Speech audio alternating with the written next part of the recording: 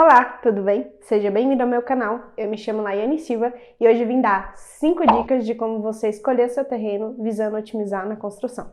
Bora lá?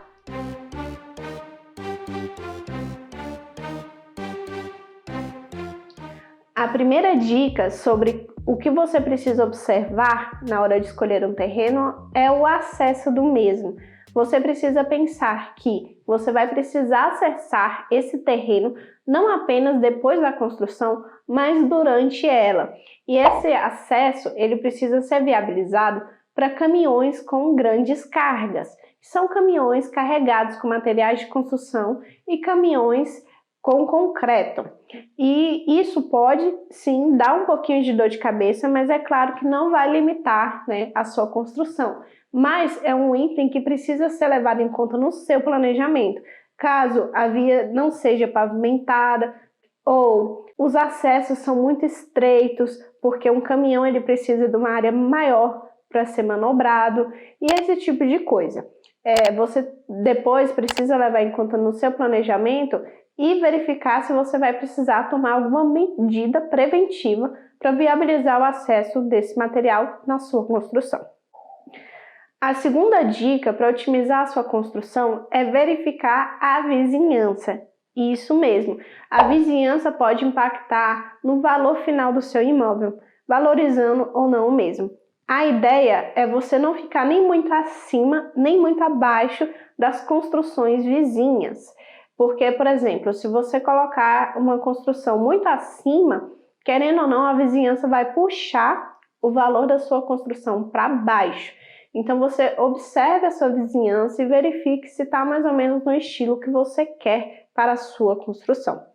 Outra questão que você precisa observar na sua vizinhança é a presença ou não de comércio local.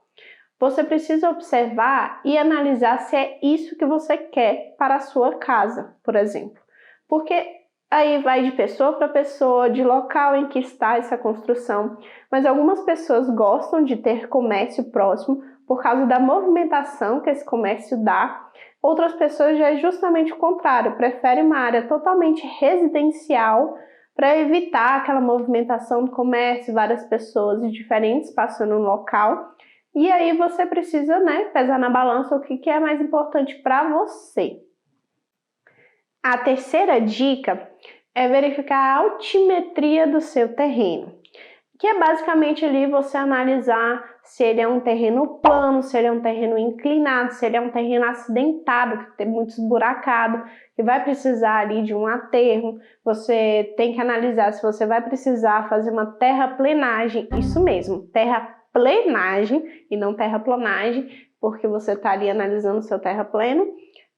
E você, por exemplo, quando observar que tem uma inclinação, é bom você verificar se a inclinação ela é do fundo para a frente do seu terreno, ou seja, descendo para o acesso para a rua, ou se ela é para os fundos, com a parte do acesso mais alta e descendo.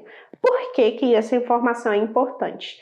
Quando você está fazendo uma construção, ou até mesmo uma parte de aterro, né? Porque nem sempre você vai precisar aterrar tudo no seu lote e ele está com a inclinação para os fundos, você precisa verificar se tem alguma rede pública ou, por exemplo, uma rede do seu condomínio passando aos fundos para coletar a parte da sua água pluvial ou até mesmo do seu esgoto, porque tudo que a gente trabalha em relação a essa parte é envolvido com a parte de gravidade. Você precisa tentar evitar ao máximo você utilizar algum tipo de bomba de recalque, por exemplo.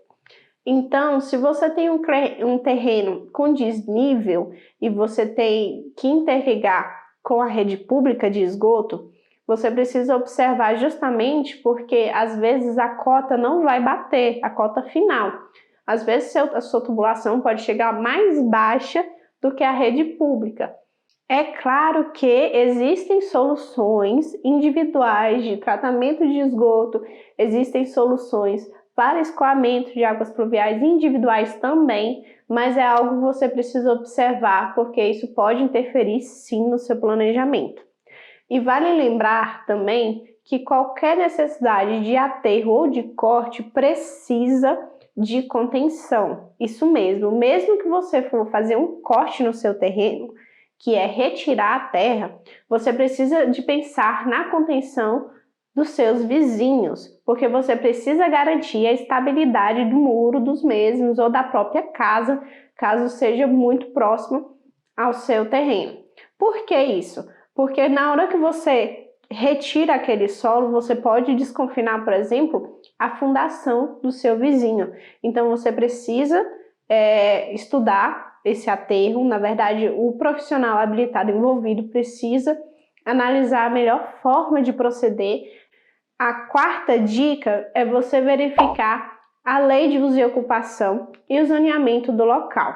Você precisa ver se no local em que você está pensando construir realmente pode, por exemplo, residência, caso você queira construir uma casa, ou se pode um comércio, caso você queira um comércio. Porque existem normas a serem seguidas, geralmente relacionadas aí com a sua prefeitura ou com a central de aprovação de projetos, caso você seja de Brasília, que vai determinar se naquela região pode construir comércio, se pode construir residência e por aí vai.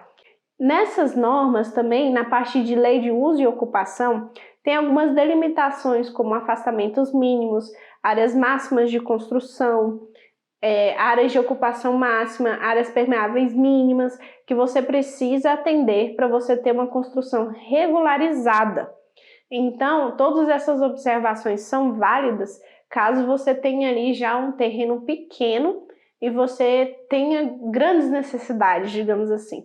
Então, você precisa observar se você vai poder usar o lote como um total ou se você vai precisar obedecer afastamentos e áreas construídas máximas. E a quinta dica, que acaba emendando um pouquinho com essa quarta dica, é geralmente analisar se a dimensão vai atender às suas necessidades.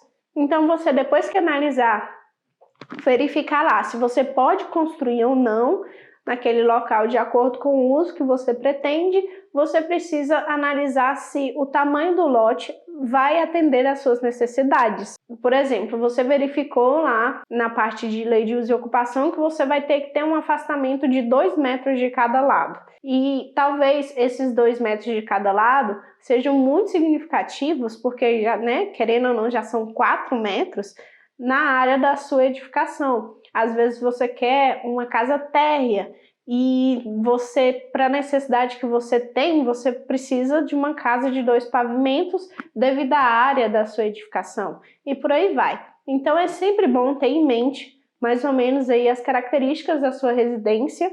Faça com base no que você tem hoje, aonde você mora. Então você tenta obter uma informação, eu moro num apartamento de 50 metros quadrados, eu moro numa casa de 100 metros quadrados. Não, eu moro já numa casa de 400 metros quadrados e não me atende. Então aí você vai analisar de acordo com a sua necessidade e aí você consegue tirar uma base do seu terreno.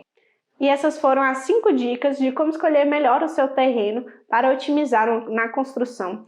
E aí, como uma dica bônus, eu posso citar a questão da incidência solar. É claro que a incidência solar vai ser analisada e estudada no seu projeto arquitetônico, porém é interessante você olhar onde está a posição do sol, porque você precisa ter em mente que as janelas são melhores viradas para o nascente, não para o poente. Então, às vezes, isso pode inviabilizar algumas escolhas, como, por exemplo, se você estiver escolhendo um terreno com um lago no fundo, talvez, e que você queira que a sua edificação seja virada para esse lago.